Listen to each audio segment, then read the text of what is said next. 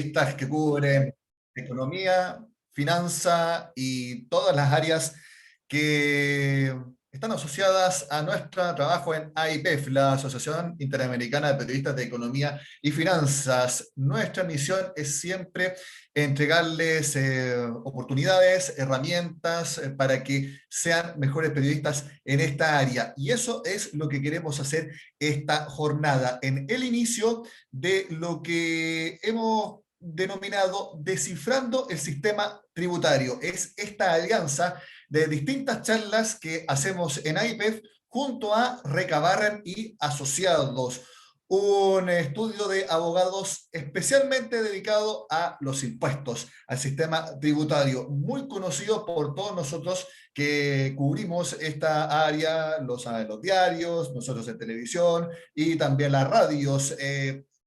Soledad Recabarren, que es su socia y que nos va a estar acompañando hoy día, es desde hace mucho tiempo fuente de muchos de nosotros para distintos proyectos de ley, cambios tributarios, ideas que tienen candidatos o presidentes. Por eso, en virtud de que es un tema muy importante actualmente, queremos iniciar este martes 25 de mayo esta ciclo de charlas con el primer seminario llamado Exenciones Tributarias.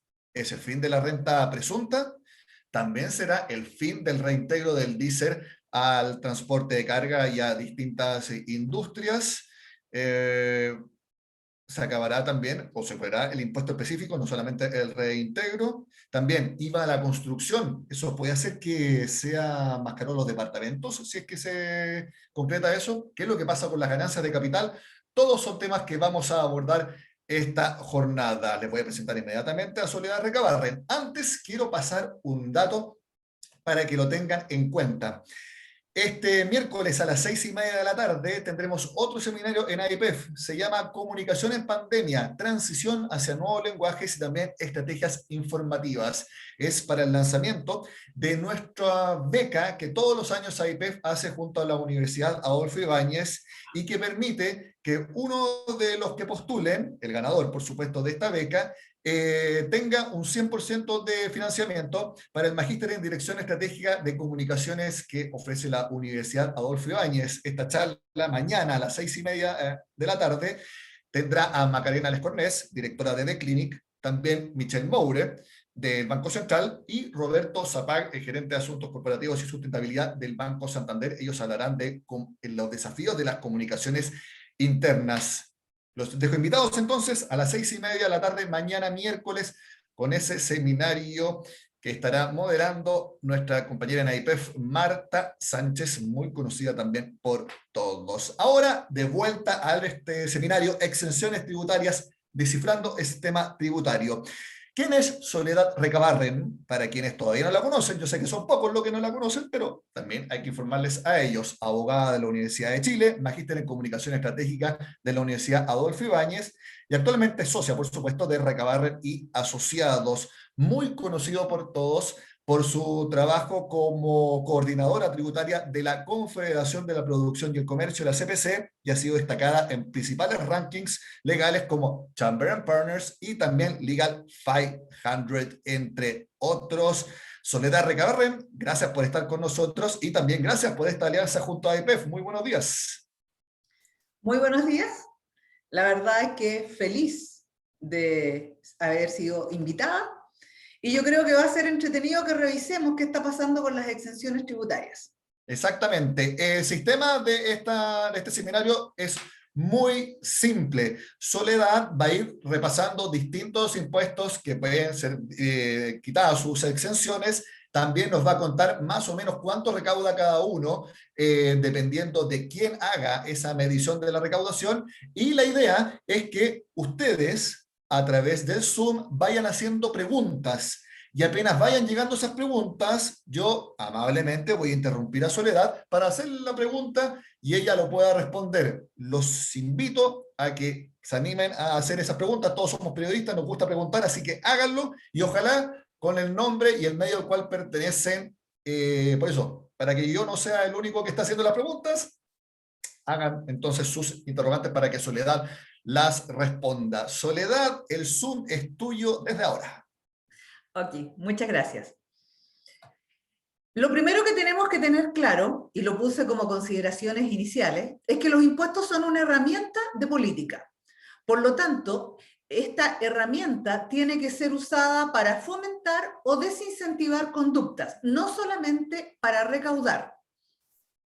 Por lo tanto, cuando estamos mirando las exenciones, estamos hablando de una herramienta económica que tiene por objeto que una conducta se ejecute o una conducta deje de ejecutarse, y no solo como una forma de recaudar impuestos.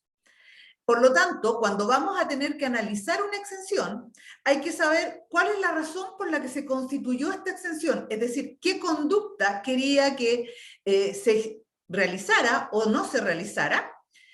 Hay que ver cuál es el costo de lograr esta conducta, menor recaudación o versus el incentivo que genera.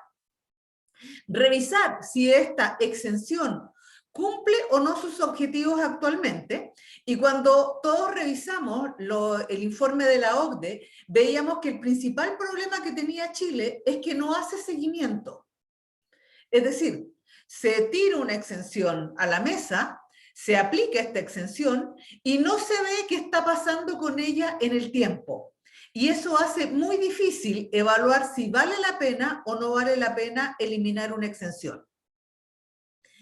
También es necesario determinar quiénes se benefician con esta exención y medir el impacto social que tiene. Pongamos, por ejemplo, si no existieran las exenciones para invertir en las zonas australes, ¿quién estaría realmente haciendo negocios con grandes capitales en Punta Arenas? La verdad es que fuera de algunas navieras que quieren establecer ahí su punto de reabastecimiento, cuando un barco cruza el Canal de Magallanes, habrían pocos interesados. Sin embargo, dada la cantidad de franquicias que existen en esa zona, ha sido una constante que hayan inversiones ahí. Por lo tanto, quien usa este beneficio es realmente relevante. Y medir el impacto social que tiene. Es decir, naturalmente nuestras zonas limítrofes con Perú y con Bolivia tienen que gozar de algún beneficio o franquicia para que la gente tenga el interés de mudarse y hacer negocios en ese sector. Porque irse al desierto a ganar poca plata e invertir mucho no tiene ningún sentido a menos que le pongamos incentivos.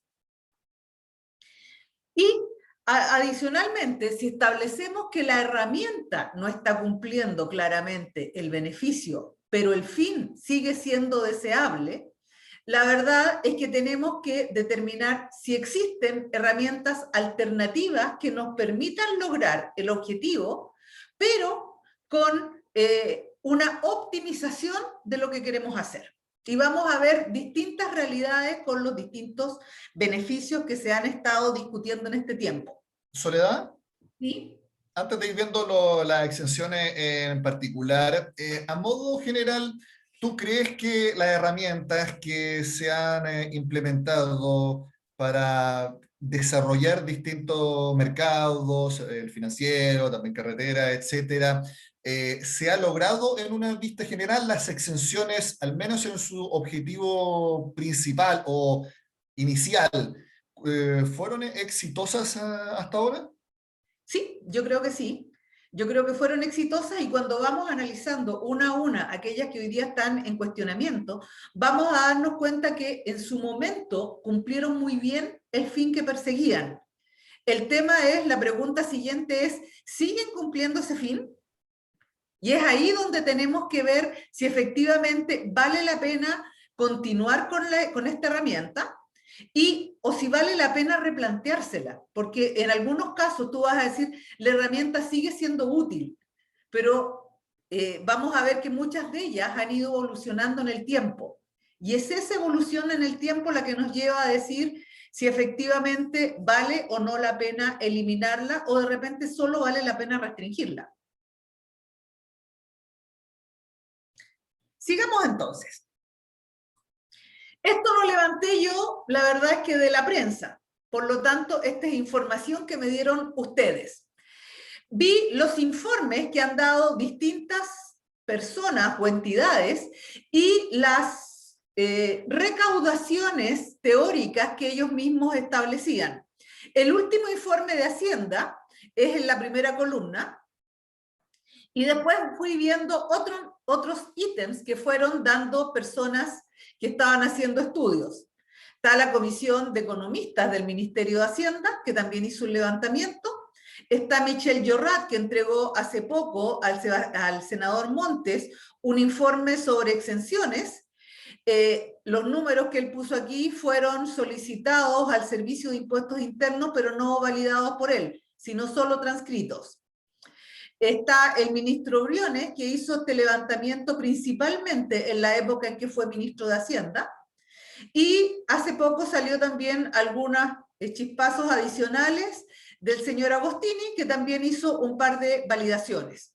Soledad, en tu expertise, porque sí, uno también ha visto durante todo este tiempo estos números, algunos muy distintos de otros, y uno desde afuera dice, a ver, alguien acá no está haciendo bien los cálculos, están midiendo cosas distintas, puede haber gente que buscando algún fin está dando información que no sería del todo correcta. ¿Cómo uno puede interpretar que, suponiendo que todos conocen más o menos cómo funciona la matemática, el calcular esto, haya números tan disímiles incluso dentro de una misma área? Ups, déjame decir, esto es en off, por si acaso, ¿eh? Sí, Porque sí, yo voy verdad, a tiene ser razón Soledad, esto es totalmente datos. no.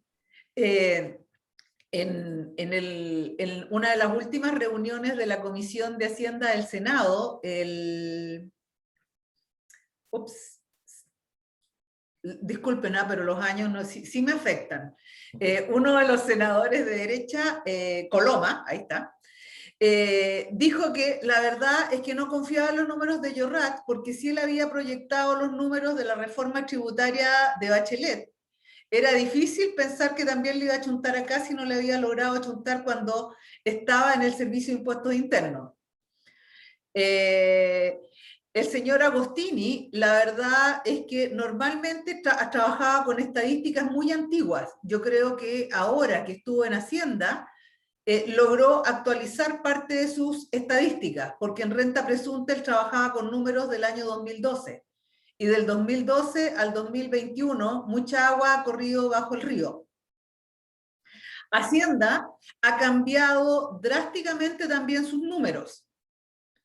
Y esto porque han ido metiendo más variables que no estaban considerando antes. Porque con los cambios tributarios que han habido y con los posibles cambios de conducta del mercado, no es llegar y aplicar una regla de 3 para decir si yo elimino este beneficio, cuánto más recaudo. Porque obviamente todavía quedan otros elementos que hay que considerar. Por lo tanto, yo diría que todos los números aquí tienen falencias.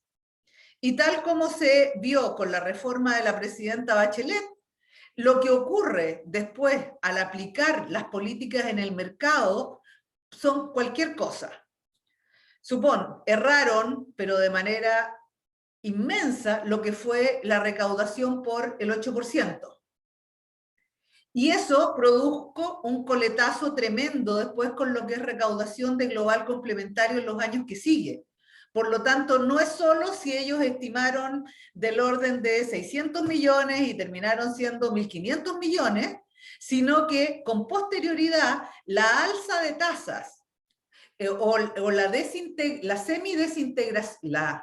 semidesintegración del sistema que decía que el 35% de los créditos no los íbamos a ocupar, la verdad es que no nos dice mucho si la gente no paga global complementario porque tiene muchas platas liberadas de impuestos producto del ISFUT y producto del 8%.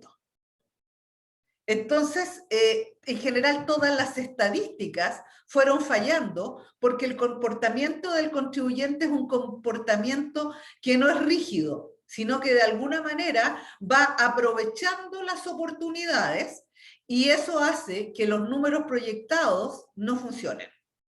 Clarísimo, entonces, reitero, esto es un seminario en off, ya, para que no citen textual a Soledad. Después, si quieren desarrollar algún tema de lo que ella diga, tendrán que llamarla por teléfono después, pero eso ya es No, o reporteo de reporté, la cada verdad es que uno. hay muchos que piensan como yo, pero claro, decirlo en on es otra cosa. Muy bien, Soledad, ¿te parece que vayamos viendo ahora exención por exención? Ya, sin perjuicio que vamos a estar volviendo a los cuadros Ah, cuando sea necesario. así es. Partí, yo diría que por las que a mí me parecían más entretenidas, ¿ah? No necesariamente son las que recaudan más, pero vamos viéndolas. Lo primero es el DFL2. Hay que pensar, y volvemos un poco a mi teoría de cómo se analizan las exenciones, que el DFL2 se estableció para que el mercado privado construyera viviendas de menor tamaño. Es decir, aquí estamos hablando de los años 60, en que Corby era la única que construía viviendas para gente de menos niveles de ingresos, viviendas sociales que venían ya con la ley Pereira, pero aquí de alguna manera se estableció esto para que hubieran interesados en construir e interesados en comprar. Y aquí, al comprar, no solo estoy diciendo que fomentamos que la clase media acceda al crédito hipotecario, sino más bien que surjan entidades que compren DFL2 y lo arrienden a los particulares. Con un sistema previsional de los años 60, es decir, tampoco muy bueno, porque no eran tantos los que cotizaban, esta era una forma real de ahorro. Entonces, en ese medio fue que se dijo que los DFL2 iban a tener exenciones de contribuciones de bienes raíces y a medida que fue transcurriendo el tiempo se fue afinando esto, pero en definitiva, si tienen menos de 70 metros construidos, van a tener una exención de contribuciones por 20 años. Si estamos entre los 70 y los 100, va a ser de 15 años de exención de contribuciones y de 10 años si es que tienen entre 100 y 140 metros. Por lo tanto, tenemos esta primera exención que ya te decían, si tú compras un DFL2, no pagas contribuciones de bienes raíces. Después te decían, si tú compras DFL2 y los destinas a arrendarlos, es decir, estamos fomentando el crecimiento de estas viviendas de clase media, si tú las das en arriendo, no vas a pagar impuesto a la renta por esos arriendos. Después, cuando tus herederos hereden estas propiedades, no van a pagar impuestos de herencia y donaciones. Cuando las vendas, no vas a tributar por la utilidad que generes. Y además, al comprarlas, vas a reducir a un 25% el impuesto de timbre y estampillas que pagues y la inscripción te la van a reducir en un 50%. Por lo tanto, este era, uno diría, un tremendo medio de ahorro. No existía límite en cuántos DFL2 podías tener y tampoco existía ningún límite si es que esto lo hacía una empresa o lo hacía una persona natural. Por lo tanto, aquí empezaron a florecer los DFL2 por todos lados y muchas sociedades de inversiones compraron DFL2 con la finalidad de arrendarlos y tener por esa vía ingresos no renta. Oh, impresionante también todos los beneficios que tiene y también ahora uno se explica por qué hay tanto edificio bien alto, por decirlo de manera amable, en distintas partes, sobre todo de Santiago. Esto entonces sí, así es ahora. Todavía no ha No, cambiado. así partió. Ya, ¿Qué es lo que ocurrió con el tiempo? perfecto. Como este beneficio lo tenían muchas personas jurídicas, se estableció que los beneficios no eran para empresas, sino para personas naturales. Con lo cual ya bajamos una parte de este uso de beneficios porque ya había muchas empresas constructoras en el mercado construyendo DFL2 y por lo tanto ya no era necesario tener el nivel de incentivos que tenías. Y después se limitó el número de DFL2 para las personas naturales a 2. Sin embargo, las normas transitorias establecieron que si tú tenías DFL2 adquiridos antes del 2010, antes del 2010, tú mantenías los beneficios para esos DFL2. Pero todos los DFL2 adquiridos con posterioridad, el beneficio se reduce a 2 por persona, pensando en la vivienda principal y la segunda vivienda. Y todos porque está bien, entiendo los límites en cuanto al número de propiedades, pero todos los beneficios que tú mencionaste, exenciones, rentas de arriendo que no son tributables, utilidad en venta que no es tributable, ¿eso cómo sigue hasta ahora? Sigue vigente para las personas naturales que adquirieron antes del 2010. Y no se le aplica a empresas ni adquisiciones posteriores, sino con el tope de 2. Entonces aquí tenemos un beneficio, y respondiendo a tu pregunta anterior, que cuando se creó tenía un objetivo súper definido, que el mercado privado entrara a la construcción de viviendas de clase media. ¿Se logró? Se logró. ¿Vale la pena mantener estos beneficios? Uno diría, de la forma tan amplia en que hoy día está, pareciera que no. Y si los cambiamos por algún otro beneficio, esto podría borrarse sin problema. Soledad, ¿y tienes el cálculo de cuánto se recaudaría efectivamente? No sé Mira, si cuando vemos DFL2 acá, Hacienda ¿sí? dice que se recaudarían 354 millones más. Esta es la última rectificación que se hizo hace como 2 semanas a estas cifras. La Comisión de Economistas dijo 144, Llorrat con información del servicio dice 193, y Briones se quedó con la información que tenía la Comisión Económica y mantiene los 144 millones de dólares. Bueno, aquí como lo que te mencionaba, hay bastante dispersión. Oye, muy claro tu explicación, Soledad. Si quieres, pasamos Hacemos. al siguiente. Ya. Por lo tanto, uno aquí cuando empieza a analizar esta exención, pudiera preguntarse si vale la pena mantenerla solo para 2, para personas naturales, o derechamente ya no vale la pena mantener esta exención y podría ser eliminada. Cuando la gente dice, oye, es que vamos a perder el tener este ingreso no tributable por las rentas, tendríamos que estar pensando que la verdad es que son medios de ahorro que tuvo cualquier persona en el pasado para poder solventar sus gastos de vejez. Pero hoy día sabemos que todos los que jubilamos tributamos por las rentas que recibimos en la vejez. Por lo tanto, si queremos hablar de equidad horizontal y queremos tratar a todos de igual manera, uno diría, las jubilaciones de uno tributan, las jubilaciones de otros también tributan. Clarísimo, Soledad. ¿Te parece que pasemos al Hacemos lo siguiente? siguiente. Los créditos para la construcción de vivienda. ¿Por qué surgió esto? Hasta el año 1987, la compra-venta de bienes raíces no estaba gravada con IVA.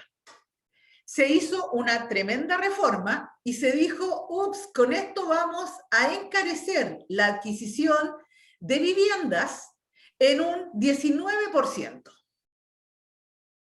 Como eso no es algo querido, se estableció un régimen que señalaba que el 65% del IVA recargado en la en la venta de viviendas podía ser usado por la empresa constructora como un pago provisional mensual. Es decir, al final del día, la venta de estas propiedades solo estaba afecta a un 35% del IVA. 19 por 0.35 es a un 6.6. Por lo tanto, el IVA que se recargaba a las viviendas era de un 6.6. Y el resto, que si bien se enteraba en arcas fiscales como débito fiscal por la empresa constructora, se ocupaba como pago provisional mensual. Esto era al principio para todas las viviendas habitacionales y algunas construcciones como hospitales, retenes de carabineros y algunas obras de ese estilo. Y en el año 2017 se dijo, ¿sabes qué? Este beneficio está empezando a ser excesivo porque una casa en Loa Barrenechea o en la dehesa está aprovechándose de esta rebaja de IVA cuando ahí hay ingresos que podrían pagar esto. Por lo tanto, se redujo el beneficio a 2.000 unidades de fomento en costo de construcción. Esa fue la reforma tributaria en el segundo gobierno de Michelle Bachelet y que lideró primero Alberto Arenas junto a Michelle Llorrat. Exacto. Y por lo tanto, aquí se reduce el beneficio a 2.000 unidades de fomento. Esto hace ya que el uso de este beneficio se haya reducido de manera muy importante. Y la pregunta es si vale la pena mantener esta exención. Y esa pregunta se responde por quiénes se benefician con esta exención. Si la empresa constructora traspasa íntegramente el beneficio a los compradores finales, podría uno decir es tremendamente importante mantenerla, porque se te reducen los precios en casi un 7%. Ahora, si este beneficio no se traspasa, la verdad es que ya no es tan interesante mantener el beneficio y habría que preguntarse si hay otra forma de dar incentivos que de alguna manera equilibren esta situación. Ahora, como una opinión como persona, ni siquiera como periodista, uno en verdad vio cómo ha sido la evolución de los precios de la vivienda, ya sean departamentos, casas, etcétera. Y uno en verdad diría, chuta, menos mal que se hacía este descuento del IVA, porque si se aplicara entero, ¿cómo estarían los precios? Porque en verdad, al final, la oferta y demanda ha lanzado los precios en los últimos años. Sí, cuando tú miras las estadísticas que ha hecho la Cámara Chilena de la Construcción, te das cuenta de que el precio de las viviendas ha crecido no tanto por el costo de construcción, sino por el valor del terreno. Y el IVA, en este caso, se aplica solo sobre la construcción. Así que se ha mantenido más o menos estable. Supongamos Importante que dato la, el que tú dices, sí. Muy buen dato. supongamos que la constructora traspasa el beneficio al comprador final. La siguiente pregunta es, ¿quién es el comprador final? Porque nos hemos dado cuenta de que existen muchísimas sociedades que están comprando departamentos, viviendas de este tipo de costo de construcción, es decir, viviendas de las de Santiago Centro, las de, uno diría, Gran Avenida, que es donde más se han hecho edificios con costos bajos, y que están aprovechando esto porque tienen un negocio inmobiliario de arriendo de oficinas, de arriendo de departamentos. Y en este caso, cuando uno va a ver de alguna manera, la información que tienen, principalmente la Cámara Chilena de la Construcción, dice que un 25% de las viviendas con costos de construcción de 2.000 unidades de fomento menos son adquiridas por sociedades y el 75% son adquiridas por personas. Ahí tenemos compra directa y subsidios habitacionales en este 75%. Por lo tanto, uno diría, ya tenemos dos preguntas que hacernos. Las constructoras están traspasando el beneficio y si están traspasando el beneficio, esto se está llevando a empresas que rentan o a personas naturales. Bueno, ya varias inmobiliarias y constructoras están diciendo que si se eliminan estos beneficios, se va a encarecer en las unidades que se venden en Soledad. ¿Cuánto es lo que se recaudaría si se borra de un plumazo esto? Si esto se borra de un plumazo, vamos a tener estadísticas bastante distintas. Hacienda dijo 669 millones. La Comisión de Economistas, 560 millones. Agostini 700 y Briones se mantuvo con el mismo número de la Comisión de Economistas. ¿Idea mía o esto parece que es casi lo que más recaudaría, ¿no? Esto es Este es el casi lo ítem que... que más recaudaría. Ya. Ahora, si tú me preguntas, esta ya fue casi totalmente entregada, es decir, las constructoras, si bien dicen se va a encarecer, es un dato de la causa y es una de las medidas que razonablemente, como diría el senador Montes, es simple de implementar y alta en recaudación. Porque parte de las cosas que se han estado conversando en el Senado es que no pretenden que cualquier negociación de exenciones sea una nueva reforma tributaria, sino que quieren pocas medidas con alta recaudación. Y aquí tenemos una medida con alta recaudación y de fácil implementación. Perfecto. Veamos la siguiente, Soledad, si te parece. Veamos la siguiente entonces. Impuesto al diésel.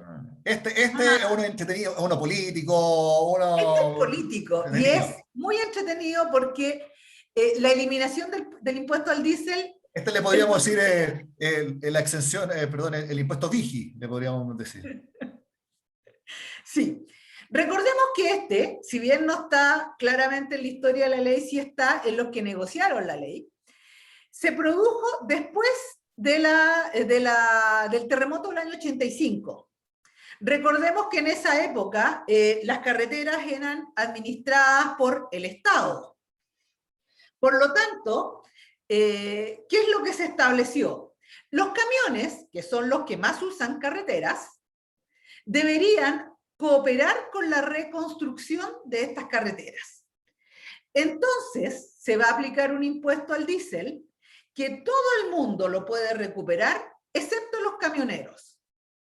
Y aquí empieza a haber una gradualidad que se ha ido ajustando en el tiempo, pero que te dice que los camioneros que tienen una facturación bajita de menos de, creo que dice 2.500 o 2.000 unidades de fomento.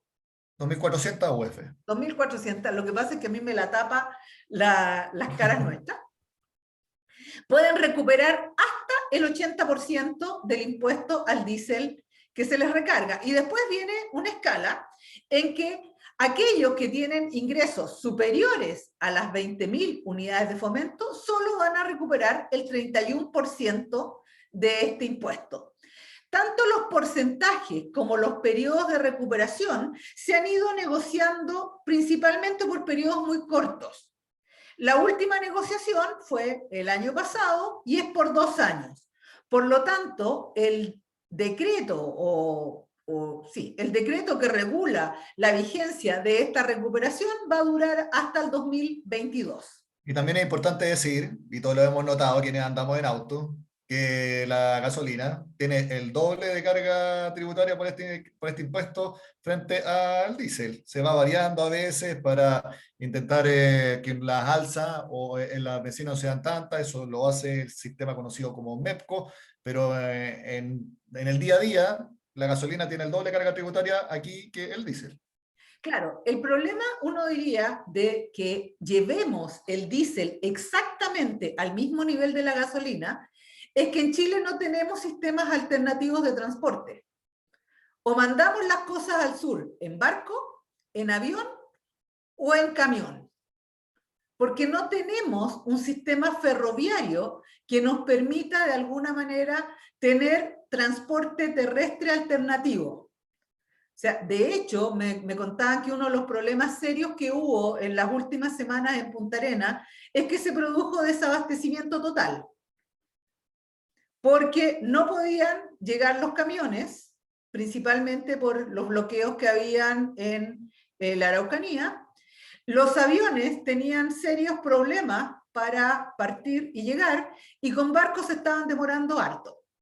Y además que hubo un paro portuario en Punta Arenas, con lo cual tampoco pudieron en algún momento mandar provisiones. Entonces la pregunta es, ¿cómo funcionamos en Chile si no es por camiones? Si alzamos al doble el impuesto al diésel y eliminamos la recuperación que hacen los camioneros, la verdad es que vamos a tener un problema de alza de precios en general. Porque la mercadería y sobre todo los alimentos se mueven a través de camiones. Entonces, Soledad, ese es un punto que tenemos que tener presente. Soledad, por supuesto, eso sucede, pero cuando el otro argumento que dan, pero todas las externalidades negativas que tiene el diésel en contaminación, ese es el argumento principal que siempre se da.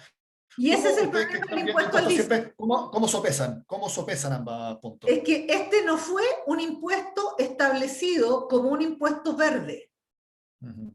Entonces, cuando uno habla de impuesto al diésel, no tiene que hablar de la recuperación de los camioneros o la no recuperación de los camioneros, sino que este impuesto hay que replantearlo completamente y decir, ya este no es un impuesto que pagan los camioneros para reconstruir las carreteras, porque más adelante, después de establecerse este impuesto, llegó Lagos y privatizó todos los caminos, con lo cual ya no es el camionero quien tiene que contribuir a la construcción de carreteras.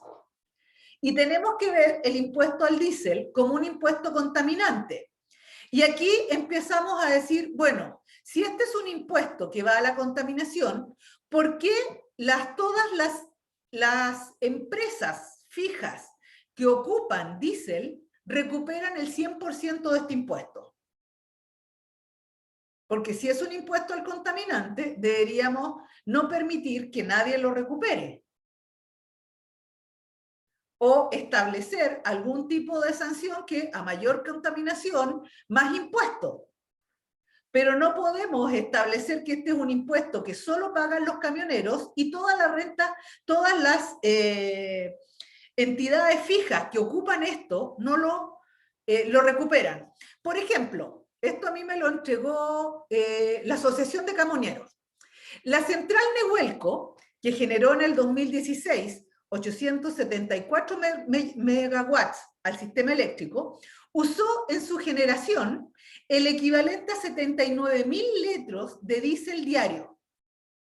79.000 litros de diésel diario. Ella recupera el 100% del impuesto al diésel. Y este consumo equivale al consumo anual, el consumo diario de Nehuenco, de 2,6 camiones de carretera pesada de alto tonelaje que rinde 3 kilómetros por litro en carretera. Entonces, este es un impuesto a los camioneros que es entre el 20% y el 69% del impuesto al diésel que pagan, o es un impuesto a la contaminación. Entonces, cuando hablamos del impuesto al diésel, lo que tenemos que decidir es qué es lo que queremos gravar. Si es la contaminación, ningún problema, pero vamos a tener a las centrales generadoras de electricidad, a parte de transporte aéreo, vamos a tener muchas fábricas que ocupan diésel, y vamos a tener en general que replantearnos el impuesto completamente. Entonces, Soledad, sí, precisamente nos llega una pregunta de parte de uno de los asistentes sobre este tema y si a tu juicio, por los que has visto y también porque es un gran recaudador este impuesto, ¿crees que esta va a ser una de las exenciones que se va a eliminar y también estas devoluciones? yo creo que se va a eliminar, pero se va a eliminar no porque sea gran recaudador, porque piensa que el gobierno igual negoció con los camioneros hasta el 2022. Entonces, si mañana vamos y le eliminamos, vamos a tener algunos problemillas. Como ha dicho alguno, son duros de negociar los camioneros.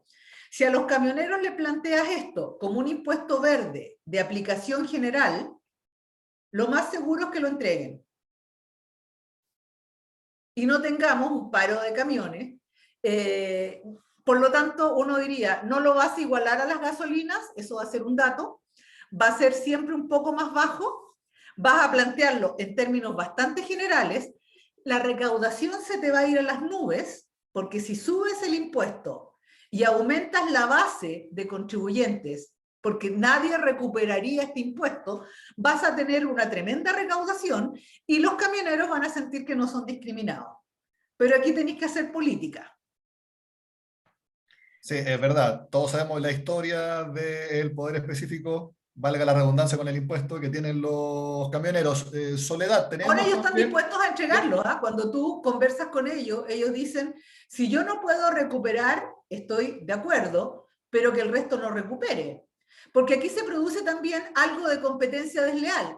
Si es que una empresa tiene camiones dentro de la empresa y con ello hace distribución de sus productos, el impuesto al diésel lo recuperan íntegramente. Si contratas una empresa de transporte, ellos recuperan parcialmente. Claro, con un subterfugio, simplemente En la tienes vida, razón. en la vida. Entonces, Soledad, ¿tenemos números de cuánto se recaudaría si se elimina? sí, impuesto al diésel. ¿Dónde lo vemos? Abajo, está en Sí, a ver, en la espérate. última parte, en la cuarta línea de abajo hacia Duplicar arriba. el impuesto al diésel. El único que lo ha estimado es Briones, que dice 688 millones de dólares. Sí, Es de él las únicas. igual él no lo había explicitado cuando era ministro de Hacienda, había dado a entender que era algo que quería hacer, pero ahora en Sí, campaña sí fue más explícito. absolutamente. En las reuniones, porque yo acompañé a algunos camioneros a Hacienda cuando Briones era ministro, estos números se conversaban y se hablaba de la recaudación, pero obviamente aquí la pregunta que hacían los camioneros es, ¿esto va a ser solo incrementar el impuesto o también vamos a tener de alguna manera la recaudación de los que hoy recuperan? Oye, Soledad, en beneficio de que estamos en off, ¿cuál es la opinión que vieron en la CPC cuando lideraste la comisión respecto a este punto? Ups, el impuesto al diésel, fíjate que no lo tuvimos en el parámetro. Porque cuando estábamos en la CPC, que yo estoy hablando, yo en la CPC en el gobierno Bachelet, ¿ya? Sí, sí. Época bien pasada, ahora estoy con las pymes, me cambié de bando, de las grandes a las chicas. Eh, este impuesto casi no lo tocamos. Sí o sí se hablaba de la recaudación, pero yo te diría que el gran tema aquí siempre no era si eliminábamos o no la exención, sino más bien cómo se replanteaba el impuesto. Porque yo creo que es de estos impuestos que ya están de modé, ya no deberían existir ni como recuperación para nadie, sino que tenemos que plantearlo como un impuesto verde. Y O cuando sea, ya hablas de oye, impuesto verde, cambia todo. y Soledad, este es el ejemplo de texto de que los impuestos que se dice que son transitorios terminan siendo permanentes. O sea, más Exacto, claro que construir este no hay. carreteras cuando se privatizó todo ya es como el colmo. Pero ahí Sole, está. sí, pasemos a la siguiente exención. Pasemos a la siguiente. Acciones con Ah, presencia bursátil. En el MK1, en el año 2001, se estableció esta exención. Recordemos que antes de esta norma, las acciones estaban siempre afectas a impuesto único de primera categoría, que en esa época hablábamos de un impuesto del 10, el 15%, y ese era el único impuesto que se pagaba. En el año 2001 se habló de profundizar el sistema tributario, y recuerden que antes de esto, y vámonos a hacer historia, este tema tampoco preocupaba tanto porque teníamos el famoso capitalismo popular, que me permitía adquirir acciones de primera emisión, en el cual yo recuperaba parte de lo que había invertido todos los años como una rebaja. El 20% de lo que yo había invertido lo rebajaba de mi global complementario. Eso significa que al cabo de 5 años yo había recuperado totalmente la inversión, mantenía el costo y pagaba solo el 10 o el 15% sobre la utilidad. Por lo tanto, todas las acciones de sociedades anónimas abiertas tenían un beneficio que ya al 2001 lo habían cortado. Entonces se dice cómo, de alguna manera, motivamos al mercado para que siga invirtiendo en acciones de sociedades anónimas abiertas y se profundice el mercado. Entonces se dice, vamos a darle profundidad y liquidez al mercado accionario local a través de inversionistas locales y extranjeros que van a estar liberados de impuestos por la utilidad en venta de acciones cuando estas se compren en bolsa o sean producto de un aumento capital y se vendan en bolsa o en OPA. Por lo tanto, ya lo que estabas buscando era que hubiera aumentos de capital, se moviera la bolsa o hubieran OPAs en Chile.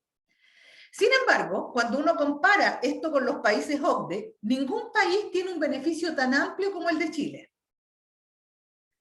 En todos lados hay tratamientos en algún grado preferentes a este tipo de operaciones, pero nunca al nivel de Chile. Por lo tanto, este es un beneficio que va más allá de lo que el mercado recomendaría. Para tenerlo muy claro y que no hayan dudas, ahora entonces, una persona que tenga ganancias o genere utilidades por compra y venta de acciones en nuestro país, en estos momentos no paga nada de impuesto por esas ganancias. Si es que la acción tiene presencia en el mercado, es decir, se mueve con cierta frecuencia en la bolsa de comercio. Ahora, darle ese movimiento no es una ciencia oculta. Y hay muchas empresas que la verdad es que simplemente estimáis el beneficio y sabéis cuántas acciones tenéis que estar moviendo a diario. ¿Ya?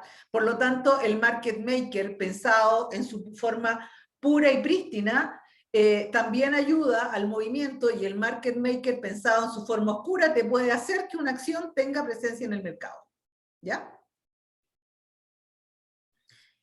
¿Tiene estimación de recaudación? Estimación de recaudación. Vámonos para atrás. 107. 251 millones estima Hacienda. Yorrat dice 515 y Briones dice 700.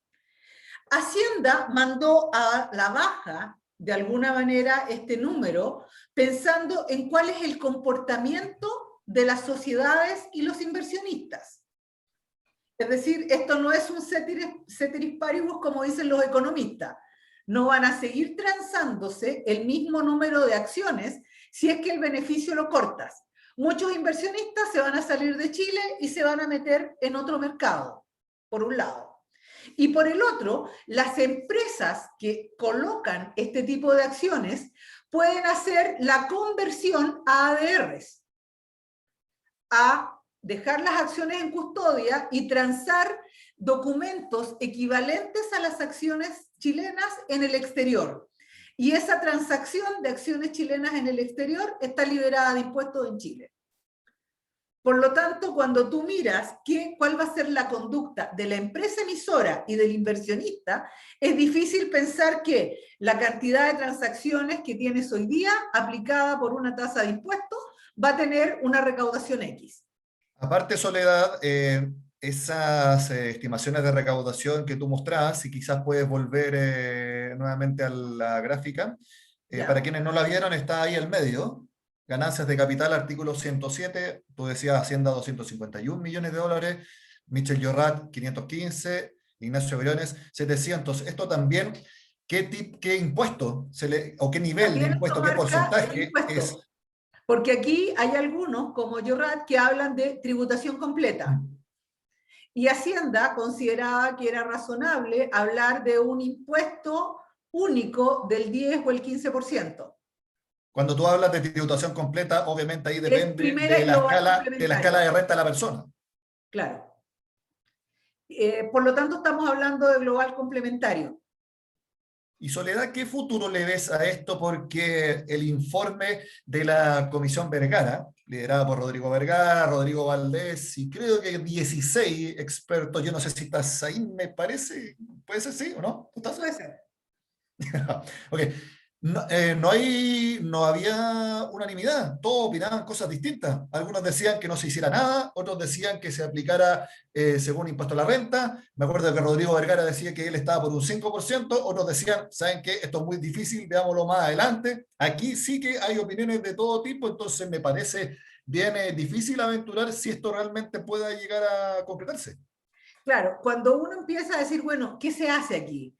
Supón, en Perú se eliminó hace 2 años el impuesto único de 5% que tenían, y el mercado bursátil se le fue a tierra y la acaban de reponer de manera transitoria. Por lo tanto, ellos están probando si efectivamente el mercado bursátil se les terminó porque ya no pagan un 5, sino que pagan un 30 sobre la utilidad en la venta de acciones, o es algo distinto y transitorio.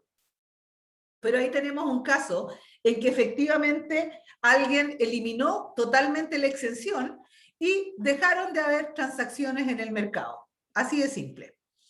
En Colombia tienes un 10%, en México tienes un 10%, en Uruguay un 12%, en Canadá están exentos, pero tienes ciertas limitaciones. No puedes transar acciones de empresas en que su activo más relevante sean bienes raíces, porque ahí se supone que la actividad se desarrolla 100% en el lugar, y tampoco se le aplica a controladores.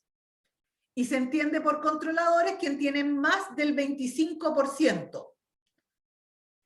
En el caso de Francia, tributa solo a los residentes, y los no residentes no tributan, salvo que, nuevamente, tengan participación significativa. Y participación significativa en el mundo empieza en los 10 o en los 15% hacia arriba. Por lo tanto, uno diría, en el mundo tiende a haber un impuesto único bajo, principalmente porque las empresas ya pagaron impuestos en un sistema desintegrado. Por el otro lado, los impuestos a las personas es este impuesto mínimo, normalmente un impuesto del orden del 5% a la distribución, y en algunos otros lugares es progresivo. Y porque como las utilidades de la empresa siguen ahí, te dicen que grabarías 2 veces la utilidad si es que vendes la acción. Yo pago por la utilidad, y después el que compra la acción y recibe el dividendo también tributa por el dividendo.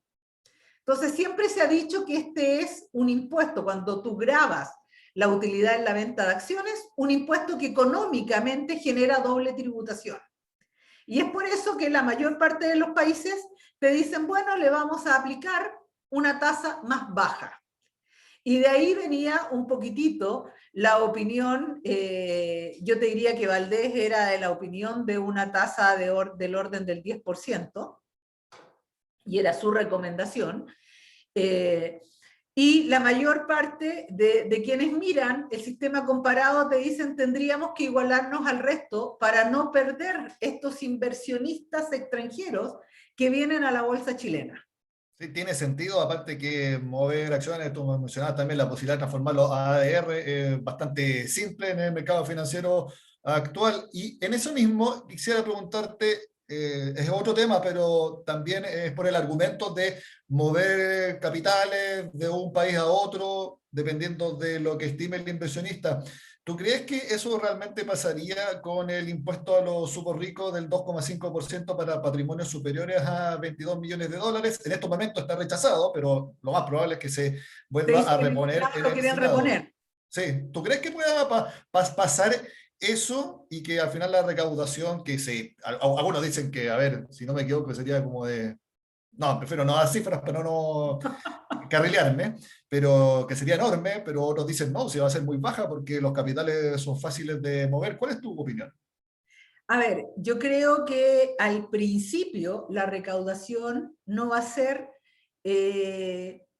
a ver, el movimiento de capitales no va a ser tan alto, porque al final del día, cuando tú miras en general el mercado chileno y tú ves quiénes son los controladores de las empresas más grandes, la verdad es que hay muchas empresas chilenas. O sea, tú ves, no sé, el grupo Angelini, el grupo Luxic, el grupo Mate, tú decís, oye, ¿cómo ellos mueven la planta de la papelera o mueven Copec fuera de Chile? O sea, ni una opción. Por lo tanto, va a haber una parte importante del patrimonio que se va a quedar y va a seguir tributando. Sin embargo, lo que tú tienes que mirar es qué va a pasar a futuro. ¿Vas a seguir invirtiendo en Chile o no vas a seguir invirtiendo en Chile? Y ahí viene, uno diría, qué va a pasar con patrimonio líquido que vayan teniendo estos empresarios. Ese patrimonio líquido se va a ir hacia el exterior y ese patrimonio va a ser invertido a través de vehículos o redomiciliándose los empresarios chilenos en el exterior para administrar este patrimonio, que lo que va a producir es que el mercado chileno se va a ir achicando, la inversión en Chile se va a ir reduciendo. Entonces el movimiento va a ser gradual en la medida en que tengamos un impuesto como este de manera permanente, como dijo la candidata Narváez, que dijo que el impuesto al patrimonio, si salía, no iba a ser una sola vez, sino que iba a ser permanente. Entonces, frente a ese argumento, tú dices, ok, yo no voy a salir a liquidar mis campos, mis empresas, mis fábricas, sino que lo que voy a hacer es quizás tomar un leaseback para hacer caja con el terreno y esa caja tratar de llevármela al exterior. Oye, Soledad, y también hablemos de otro temita bien fácil, bien suave, el royalty minero, que lo estaba haciendo irónico, para que sepan ustedes, no se equivoquen.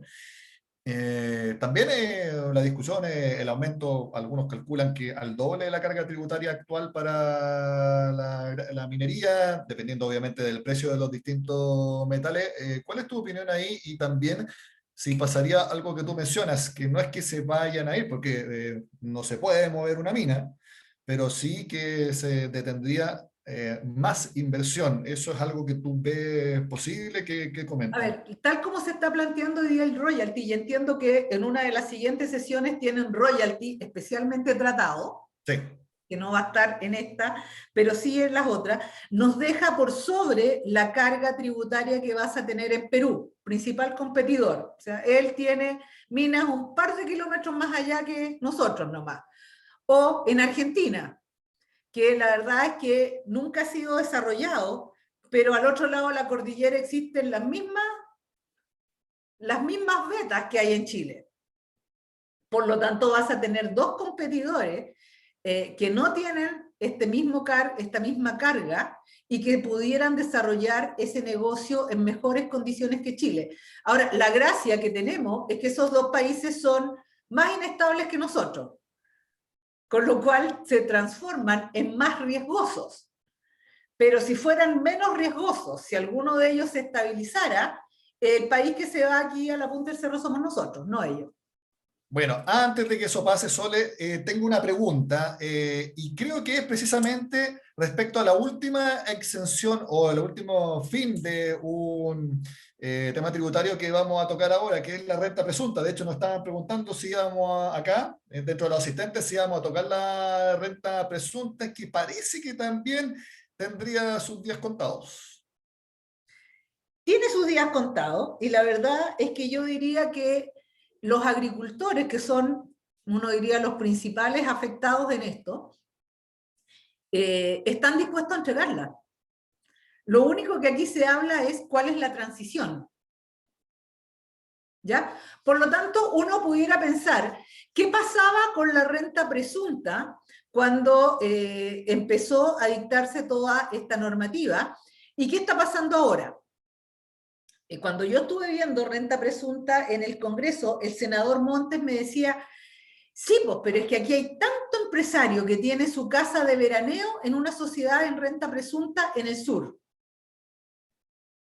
Y ahí uno lo mira y le dice, ¿y por qué no lo fiscalizan? Porque el tema es simple, o sea, si efectivamente no desarrollan actividad agrícola o no la desarrollan en la magnitud, o la vivienda es absolutamente desproporcionada frente al proyecto agrícola que tienen, empecemos a aplicar gastos rechazados, empecemos a aplicar todo tipo de sanciones, arriendo presunto de la propiedad, porque o redefinamos qué es una casa patronal, en términos tales de que una casa patronal razonablemente que esté dentro de una actividad agrícola, esté liberada de impuestos, pero la casa en el lago, que tiene embarcadero, que tiene 5 cabañas para invitados, esa no sea casa patronal. Po. Y que pague contribuciones acordes, ya que hay varios Claro, es parlamentarios cero porque que nunca se han les hecho la recepción olvida pagar final. Claro. contribuciones. Entonces tú así, hagamos algo para evitar el abuso, pero no vendamos el sillón, porque esto es como el chiste de Donoto. Si la mujer te engaña en el sillón, vende el sillón. No te preocupes de por qué te está engañando tu señora.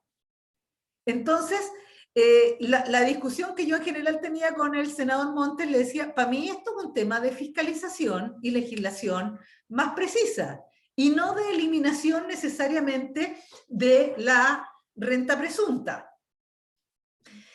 Pero con las restricciones que empezó a establecerse en la renta presunta, es decir, que bajamos de 8.000 unidades tributarias anuales, unidades tributarias mensuales a 9.000 unidades de fomento, uno diría ya se produjo una reducción de aquellos que podían estar en renta presunta. Después viene la segunda reducción, que antes tú podías tener una renta presunta agrícola, una de transporte, y convivían las dos, porque tú mirabas las ventas individualmente. Con la reforma de Bachelet, las rentas se suman, y se suma cualquier renta de un relacionado, con lo que se te vuelve a caer la cantidad de empresas que podían estar. Y de alguna manera uno dice, la minería en renta presunta no es un gran problema, porque los pequeños mineros artesanales solo le venden a un comprador, la Sonami. Por lo tanto, es difícil pensar que tú como minero artesanal, ahí tienes, como dice Agostini, que siempre dice, es que los abogados desarrollan su actividad a través de una sociedad con renta presunta, y ellos ganan su plata por ahí. Yo todavía no conozco un abogado que gane plata por la renta presunta, pero es como decir, claro, si es solamente un lugar de evasión. Los pequeños mineros están súper controlados. Los camioneros, por su lado, el volumen de ventas que se estableció para los camioneros está pensado entre 2 y 3 camiones de tonelaje mediano. Cuando tú ya tienes camiones más grandes, lo más seguro es que te salgas inmediatamente de las 5.000 unidades de fomento de facturación anual que tienes. Y en renta presunta agrícola, yo diría que hoy día hay muchísimos micro y empresarios muy chicos agrícolas hoy día en presunción. Cuando uno mira las tablas comparativas, tenemos quienes estaban declarándose presuntos en el 2013 y quienes se están declarando presuntos en el 2020. Sin ventas, hay 11.000 empresas agrícolas hoy día tributando en renta presunta. Ahora, ese sin ventas, uno diría, vale la pena revisarlo. Porque ¿qué significa no tener ventas? ¿Significa que te fue muy mal y se te arruinó la producción?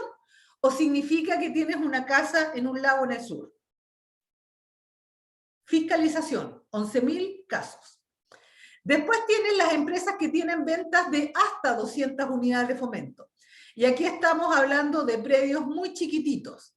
Estos se fueron casi duplicados, de 29.000 que había en el 2013 a 41.000 que hay ahora, pero con ventas muy controladas.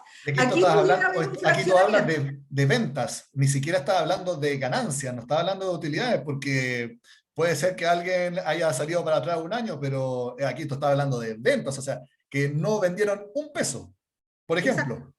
Exacto. Y cuando habláis de 200 unidades de fomento, 200 unidades de fomento por, no sé, 29.600 que debe estar hoy día, estamos hablando de ventas anuales de 6 millones de pesos. Es decir, con suerte, una plantación de lechugas al año. Estáis hablando de re poco. Y es ahí donde está el fuerte. Uno pensaría que ahí, no sé, pueden estar, no sé, los vendedores de ajo de Chiloé, o algún tipo de producción de ese estilo bien concentrada. Aquí la tabla de cantidades de bloques de venta es mucho más alta en el Servicio de Impuestos Internos, pero me quedé en las 10.000 unidades de fomento, porque 9.000 es el tope de las agrícolas, ¿ya? Y por lo tanto, uno diría entre cero venta y 9.000 agrícolas, tú tenés el 90 y tantos por ciento, es decir, déjame sacarlo porque son 921 dividido por 121.609, tienes un 99,993% bajo las 9.000 unidades de fomento de las que hoy día están declarando. Y hay 921 empresas que superan el límite de las 9.000 unidades de fomento que están tributando en régimen de renta presunta. La CONAPYME con la SNA le pidieron esta información al Servicio de Impuestos Internos, y dentro de estas 900 empresas hay empresas que no tienen giro agrícola, tienen una de casinos y apuestas, por poner caso, constructoras. Por lo tanto, si estamos hablando de 921 empresas que superan las 9.000 UEFs e incluso tienen un giro que no es el de renta presunta, en el cruce del Servicio de Impuestos Internos ponéis 2 pelados a fiscalizar esto y la sacáis antes del año. Y después tienes el segundo problema que tiene hoy día la renta presunta, que es que hay muchos empresarios de renta presunta que no saben que superaron las 9.000 unidades de fomento, porque aquí tienes que sumar a la venta propia del predio agrícola otros ingresos de primera categoría que tenga el dueño o las empresas relacionadas al dueño. Entonces yo te diría que este número con educación y fiscalización se reduce mucho. Soledad, ¿Sí? en pos del tiempo, que estamos ya llegando al final de esta conversación, ¿tienes también, y está en los cuadros, estimación de recaudación si se elimina la renta presunta? Sí, y aquí sí que es una fiesta. Renta presunta. Jorrat dijo 198 millones, Briones 300 millones de dólares y Agostini 200 millones de dólares. La SNA estima que este número es muchísimo más bajo porque ellos asumen que entre este año y el próximo deberían regularizarse todos aquellos que no saben que son presuntas y siguen estando en renta presunta. Los que no sabían que tenían que sumar las ventas de su relacionado. Y por otro lado, también se da la realidad de que hay muchos predios pequeños aquí que no están en los radios urbanos. Y lo que hoy día dice la renta presunta es: hagamos la limpieza que corresponde, reduzcamos la renta presunta que debería quedar en el orden de el 50% de lo que había en el año 2013 o menos.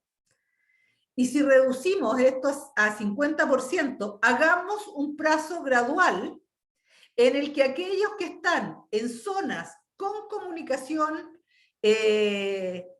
con internet a la mano, puedan salirse de renta presunta con una valoración de los predios.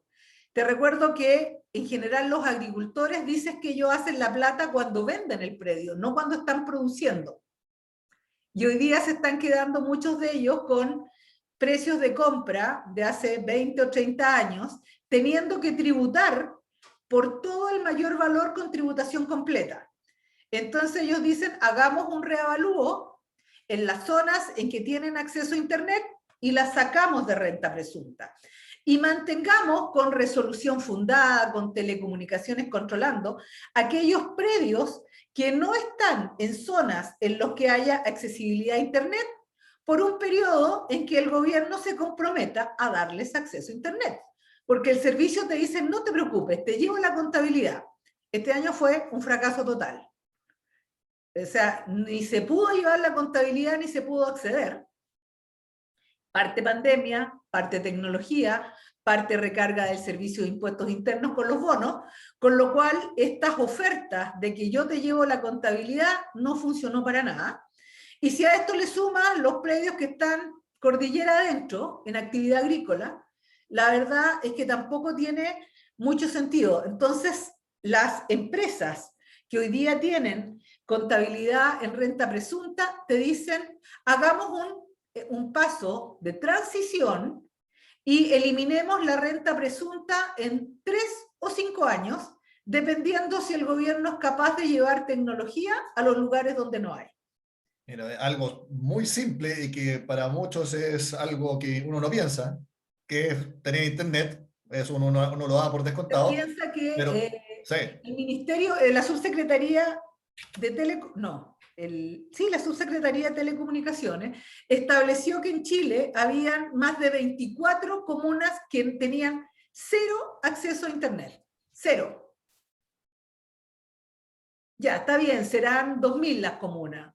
Pero igual, tenemos 24 comunas con cero acceso. Y si a eso después le sumaba aquellos que tenían mala señal, iba subiendo el número de comunas. Entonces, tú decís, como Chile, como país, necesitamos mejorar todo lo que es conectividad para eliminar algunas de estas cosas. ¿no? Soledad, y si a los chilenos nos aplican nuevas leyes, ya, ok, pero tenemos que tener las condiciones para poder cumplirlas, si no, no sirve de Claro, nada. yo Hoy, te diría que la Soledad, SNA sí, decía que parte del problema es que se legisla en Santiago de Valparaíso y no se tiene la menor idea de cuál es la realidad en regiones.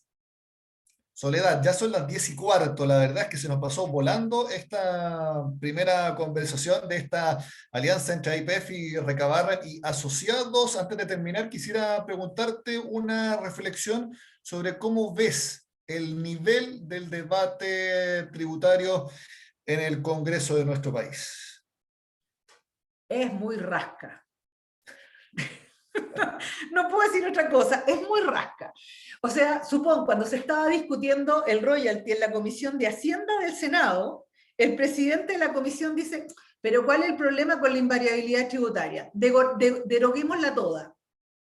A ver, son contratos, leyes. Es decir, nos van a sentar en cuanto tribunal internacional exista. Es decir, esta cosa de que se borran las leyes y las hacemos de nuevo es una realidad que la verdad es que yo creo que los legisladores no tienen real noción de lo que están haciendo. Y ese es parte de los problemas. Yo he ido montones de veces al Congreso a pelear textos legales y yo siempre lo digo, a mí me dejan meter bulla, no me escuchan, que no es lo mismo. O sea, cuando te dicen, tienes 10 minutos para hablar, y mientras tú hablas, están whatsappeando, están haciendo comentarios entre ellos, y tú hablas y hablas, o más bien metes bulla, y te dicen muchas gracias, y no te pescaron ni en subida ni en bajada. Oye, ahórrense el tiempo. No inviten técnicos si no los van a escuchar, porque esto se transforma en un desfile de gente que mete bulla, pero que no pesa nada.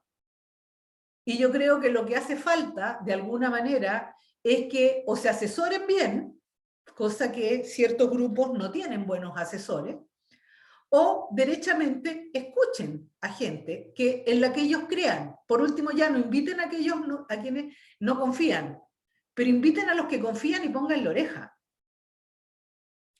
Y yo les recuerdo que este seminario, conversación, es en off, ¿ya? Así que para que lo tengan en cuenta, no pueden citar textual, especialmente en la primera parte de la última respuesta de Soledad. Oye, Soledad Recabarren, te quiero agradecer por esta conversación, ha sido muy ilustrativa porque para también reportar bien estos temas uno tiene que conocer su historia, sus detalles, y eso nos lleva a hacer un mejor trabajo. Y yo les recuerdo a todos que con Recabarren y Asociados y con IPF vamos a hacer 3 charlas, esta es la primera, y luego haremos otra en junio y en julio en una fecha que vamos a definir y que se las vamos a comunicar oportunamente.